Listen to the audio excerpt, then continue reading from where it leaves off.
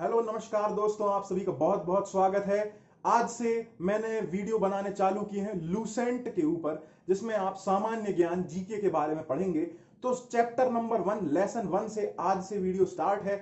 सबसे पहले इसमें हम पेज नंबर 1 से लेके पेज नंबर 3 4 5 तक जो भी इंपॉर्टेंट चीजें हैं लूसेंट में, उसके बारे में हम पढ़ेंगे। और यदि आप लोगों को वीडियो पसंद आता रहा तो मैं इसके लूसेंट के वीडियोस बनाता रहूंगा आपके लिए, और क्या क्या इंपॉर्टेंट है वो उसके बारे में आपको बताता रहूंगा। जो भी आप कॉम्पिटिटिव एग्जाम की तैयारी कर रहे हैं, या आप कोई भी 6th 7th 8th क्लास के बारे में या कुछ भी जानकारी लेना चाहते हैं, तो वीडियो को देखते रहिएगा। और इस वीडियो में आपको यह जानने मिलेगा कि भारत का इतिहास क्या है, भारत नाम कहां से आया, इंडिया नाम कहां से आया, और एनो डोमिनी एडी और बीसी जिसको बोलते हैं बिफोर क्राइस्ट, ये क्या प्रॉब्लम है इसकी, ये क्या चक्कर है, लोगों को इसके बारे में कंफ्यूजन होता है, तो उसको भी मैं आपके लिए क्लियर करूंगा। तो दोस्तों टाइम वेस्ट ना करते हुए वीडियो को स्टार्ट करते हैं। Let's begin.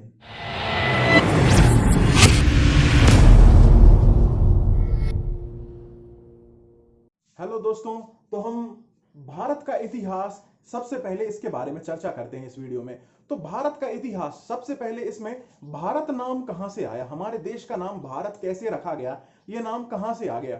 तो दोस्तों भरत राजा हुआ करते थे पहले, तो उनके नाम पर ही हमारे देश का नाम भारत पड़ा है। पहले लोग इसे भारतवर्ष भी कहा करते थे, लेकिन अब हम इसको भारत कहा करते हैं। तो आपको दोस्तों एक बात और बता दूं मैं कि भारत के ऑफिशियल नेम जो है वो दो नेम है, एक तो भारत है और दूसरा इंडिया है। जी हाँ, दो ऑफिशियल नाम है भारत के, भारत और इंडिया।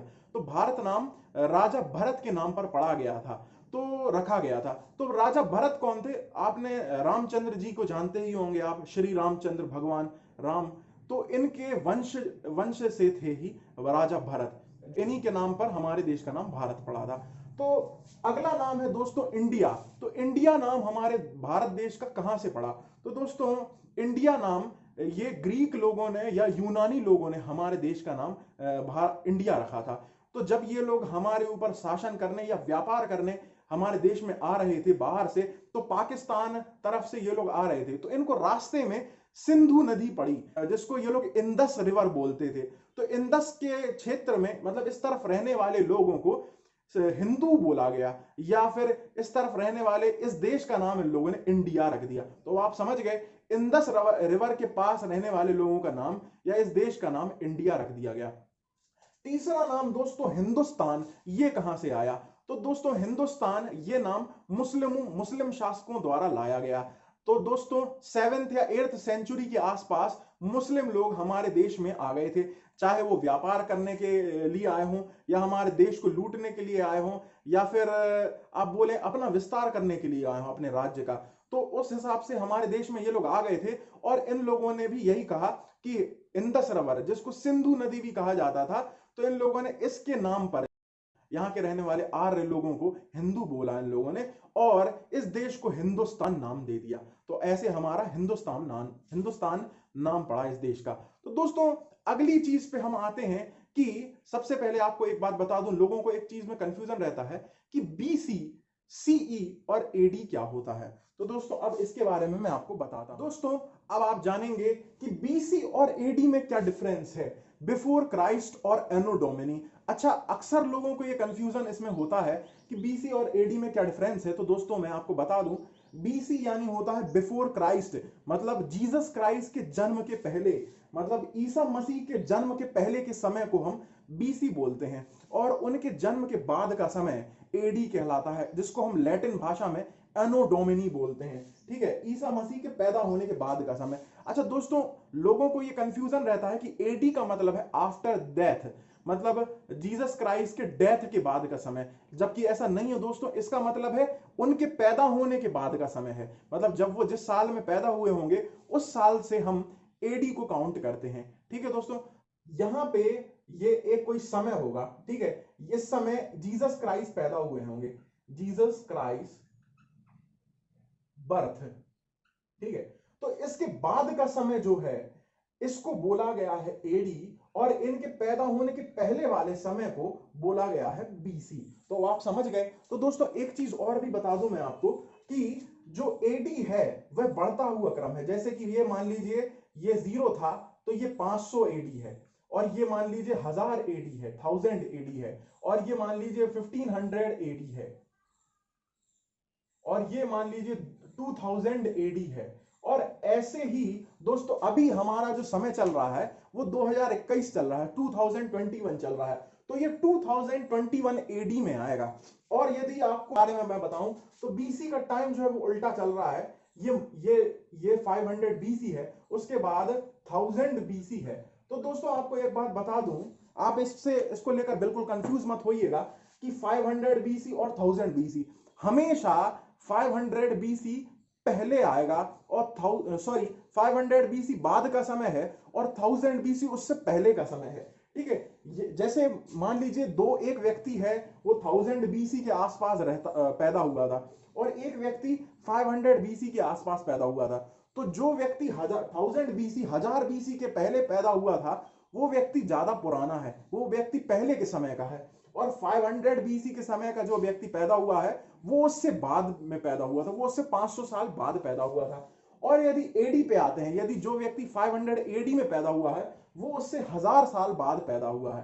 तो अब आप समझ गए, अभी हम 2000 बीसी में 2021 एडी में चल रहे हैं। अच्छा दोस्तों यहां पर एक चीज और मैं आपको बताना चाहूंगा कि अक्सर आपने बहुत सी बुकों में देखा होगा, बुक्स में देखा होगा कि सीई और बीसीई इन दो टर्म्स के बारे में आपने देखा होगा, ये लिखे रहते हैं डेट के साथ में कि सीई और बीसीई। अब आपने बीसी और एडी के बारे में तो जान लिया, ये सीई और बीसीई क्या है। दोस्तों ग्रेगोरियन कैलेंडर अभी चलता है, तो ग्रेगोरियन कैलेंडर के हिसाब से ये टाइम है, इसको बोलते हैं कॉमन एरा,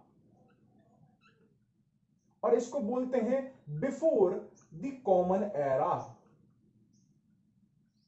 मतलब सीई का मतलब है कॉमन एरा, जो अभी चल रहा है, कॉमन एरा। और बीसीई का मतलब बिफोर द कॉमन एरा, मतलब कॉमन एरा के पहले जो समय चल रहा था। एरा का मतलब होता है काल या समय, ठीक है। तो सीई मतलब जो सीई जो है वो एडी के बराबर है, ठीक है दोस्तों, और बीसीई जो है वो बीसी के बराबर है। तो कहीं पे भी आपको बीसीई या बीसी लिखा दिख जाए तो आप समझ लीजिए कि ये जीसस क्राइस्ट के बर्थ से पहले का समय है। और सीई या एडी दिख जाए तो आप समझिए कि जीसस क्राइस्ट जिस साल में पैदा हुए होंगे उस समय से अब जो समय चल रहा है वो सीई और एडी है। तो दोस्तों उम्मीद है आपको ये अभी तक अच्छे से समझ में आ गया होगा। दोस्तों भारतीय इतिहास को, इंडियन हिस्ट्री को 3 टाइप्स में बांटा गया है। सबसे पहले प्राचीन भारत, जिसको आप एंशियंट इंडिया के बारे में बोलते हैं, एंशियंट हिस्ट्री, इंडियन हिस्ट्री। और मध्यकालीन भारत, मेडिवियल इंडिया, तो मध्यकालीन भारत। और तीसरा है आधुनिक भारत, जिसको मॉडर्न इंडिया बोलेंगे हम। तो 3 हिस्सों में बांटा गया है। तो सबसे पहले हम स्टार्टिंग करेंगे प्राचीन भारत की। प्राचीन भारतीय इतिहास के स्रोत, दोस्तों क्या सोर्सेस थे जिससे हम पहले के भारतीय इतिहास को, कि क्या ये सच था, क्या ये झूठ था, कि पहले कौन सा राजा था, पहले कौन से वेद थे, पुराण थे, ये हम कैसे जानेंगे कि क्या सत्य था क्या नहीं था। तो इसके 4 सोर्सेस हैं, 4 जो हैं स्रोत हैं जिससे हम जान सकते हैं कि ये शायद सत्य होगा। तो सबसे पहले धर्म ग्रंथों के माध्यम से। तो भारत में जो कई प्रकार के धर्म ग्रंथ हैं, हिंदू, मुस्लिम, सिख, ईसाई और भी जैन, बौद्ध, कई प्रकार के धर्म भारत देश में हुए हैं। तो उन्होंने कई धर्म, अपने अपने धर्मों ने अपने अपने धर्म ग्रंथ लिखे हैं। तो उसके माध्यम से हमें प्राचीन भारत के इतिहास के बारे में पता चलेगा। तो धर्म ग्रंथ। दूसरी चीज है ऐतिहासिक ग्रंथ। दोस्तों ऐतिहासिक ग्रंथ, लोगों ने भारत के बारे में हिस्ट्री लिखी थी। पहले ऐसा होता था दोस्तों कि विदेशों से कुछ लोग आते थे और हमारे बारे में हिस्ट्री लिखते थे, या हिस्ट्री की कुछ लोगों ने इतिहास की जो किताबें लिखी होंगी, पुस्तकें लिखी होंगी, या ऐतिहासिक ग्रंथ लिखे हैं, उससे भी हमें बहुत कुछ जानकारी प्राप्त हुई हमारे देश के बारे में। तीसरी चीज है विदेशियों का विवरण। विवरण का अर्थ है कि विदेशियों ने हमारे बारे में क्या लिखा। तो हमें बहुत से विदेशियों से भी पता चलता है हमारे देश के बारे में। जैसे दोस्तों अलेक्जेंडर थे, तो अलेक्जेंडर के साथ में कई लोग आए थे, जैसे सेल्यूकस निकेटर के एक राजदूत थे मेगास्थनीज, उन्होंने भी हमारे देश, भारत देश के बारे में लिखा हुआ है। और भी बहुत से लोग, वेन सांग और भी अलग अलग प्रकार के जो लोग चाइना वगैरह से भी आए थे, उन्होंने भी, जैसे एक अली अहमद थे, उन्होंने चचनामा करके लिखा था। तो ऐसे बहुत से लोग थे, ऐसे बहुत से विदेशी लोग थे जिन्होंने भारत देश के बारे में लिखा है, भारत देश के बारे में बताया है अपने ग्रंथों में। पुरातत्व संबंधी साक्ष्य और जो बचा हुआ है दोस्तों, अभी आपने देखा होगा एक्सकवेशन, या जिसको आप खुदाई बोलते हैं, या पुरातत्व विभाग बहुत सी जगह पे आपने देखा होगा खुदाई वगैरह करता है। पिछले कुछ कुछ सालों में, पिछले 100 साल के अंदर ही हमें मालूम पड़ा है कि भारत में भी एक ऐसी सभ्यता थी कि जो विश्व में सबसे पुरानी सभ्यता है, जिसको आप सिंधु सभ्यता बोलते हैं। और दोस्तों हड़प्पा सभ्यता और इन सब, मिस्र की सभ्यता, इन सब के बारे में भी खुदाई से, उत्खनन से और पुरातत्व गतिविधियों से ही पता चला है। पुरातत्व आर्कियोलॉजिस्ट जिनको बोलते हैं, आर्कियोलॉजिस्ट ये सब काम करते थे, उनके थ्रू भी हमें मालूम चला है। दोस्तों आपको एक बात बता दूं कि मिस्र के बारे में, जो इजिप्ट है, उसकी बहुत सी जगह रेत में दबी हुई थी, क्योंकि वह जगह रेगिस्तानी जगह थी, वहां पे बहुत सी रेत वगैरह थी, तो उसके नीचे दबी हुई थी। लेकिन पुरातत्व विभाग के लोगों ने उसके अंदर खुदाई करके ये मम्मी वगैरह उसी से हमें प्राप्त हुआ। उसके बारे में हमें लिखित जानकारी पहले नहीं थी, वो पुरातत्व विभाग के द्वारा ही पूरे वर्ल्ड में पता चला। तो पुरातत्व विभाग का भी बहुत बहुत ज्यादा इंपॉर्टेंट रोल है हमारे इतिहास को हमें अवगत कराने में, हमें पहचानने में, हमें जानने में कि हमारे देश का प्राचीन इतिहास क्या था। तो दोस्तों उम्मीद है आपको यहां तक मेरा वीडियो पसंद आया होगा। यदि मेरा वीडियो पसंद आ रहा है तो चैनल को सब्सक्राइब करना, वीडियो को लाइक करना मत भूलिएगा। दोस्तों अब हम धर्म ग्रंथ के बारे में बात करते हैं। दोस्तों भारत में सर्व प्राचीन ग्रंथ जो है, ओल्डेस्ट ग्रंथ जो है, वह है वेद। वेद को महर्षि कृष्ण द्वैपायन वेद व्यास द्वारा संकलित किया गया है। दोस्तों संकलित का अर्थ यहाँ पे असेंबल है। आप ये मत लिख दीजिएगा कि ये लिखा गया है, ये संकलित किया गया है। बहुत से लोगों ने अलग अलग जानकारी लिखी होगी, तो दोस्तों इन्होंने इकट्ठा करके असेंबल किया है एक जगह पर। इसी को बोलते हैं संकलन करना। वेद जो है दोस्तों 4 प्रकार के होते हैं, ऋग्वेद, सामवेद, यजुर्वेद और अथर्ववेद, जिसमें सबसे ओल्डेस्ट जो है वो ऋग्वेद है। तो दोस्तों सबसे पहले ऋग्वेद आता है, जो कि सबसे ओल्डेस्ट, सबसे पुराना वेद है। ऋग्वेद ऋचाओं का संग्रहण है, मतलब कलेक्शन ऑफ हाइम्स जिसको बोलते हैं आप। ये दोहे के जैसे होते हैं ऋचाएं, और इसमें 10 मंडल हैं ऋग्वेद में। 10 मंडल हैं। 10 मंडल मतलब आप चैप्टर समझ लीजिए कि इसमें शायद 10 चैप्टर्स हैं, और 1028 सूक्ति हैं। और तीसरी चीज जो है, इसमें 10,462 ऋचाएं हैं। और तो ऋग्वेद की इस चीज को आप याद रखिएगा, इसमें 10,462 ऋचाएं हैं। यदि क्वेश्चन आता है कि सबसे ओल्डेस्ट ग्रंथ कौन सा है भारत का, तो ऋग्वेद है, और उसमें कितनी ऋचाएं हैं, तो 10,462 ऋचाएं हैं। और इस वेद में आर्य लोगों की क्या पॉलिटिक्स है, क्या राजनीति है, उनकी क्या राज्य व्यवस्था है, कैसा क्या मैनेजमेंट था उनके समय पर, उसके बारे में अधिकतर इसमें चर्चा है। दोस्तों एक सबसे ज्यादा इंपॉर्टेंट बात है कि जो भी ऋग्वेद पढ़ता है, ऋग्वेद पढ़ने वाले व्यक्ति को होत्र या होत्री कहते हैं। तो दोस्तों यदि कभी क्वेश्चन आ जाए कि ऋग्वेद पढ़ने वाले को क्या बोलते हैं, तो होत्र बोलते हैं, ये लिखा हुआ है। और ऋग्वेद में दोस्तों 250 जो ऋचाएं हैं वो इंद्र देव के लिए लिखी गई हैं। जो 250 ऋचाएं हैं ऋग्वेद में वो इंद्र के लिए हैं, और 200 ऋचाएं अग्नि के लिए हैं। तो आपको दोस्तों ये भी याद रखना है। दोस्तों 8वें मंडल में जो हस्तलिखित ऋचाएं हैं, हैंड रिटन जो भी ऋचाएं हैं 8वें मंडल में, या आप 8th चैप्टर समझ लें, उन्हें खिल कहा जाता है। और दोस्तों तीसरे ही मंडल में, यहीं से दोस्तों गायत्री मंत्र आपने सुना होगा, ओम भूर्भुवः स्वः तत्सवितुर्वरेण्यं भर्गो देवस्य धीमहि धियो यो नः प्रचोदयात्। हो सकता है आपने ना भी सुना हो। तो गायत्री मंत्र विश्वामित्र द्वारा तीसरे मंडल में, जो कि सूर्य देव सावित्री को समर्पित, इसी में लिखा गया है तीसरे मंडल में। किसके द्वारा? विश्वामित्र जी के द्वारा। और दोस्तों 9वें मंडल में सोमदेव के बारे में लिखा गया है। 9th चैप्टर में सोमदेव के बारे में लिखा गया है। और 10वें मंडल में चतुष्वर्ण समाज के बारे में बात की गई है।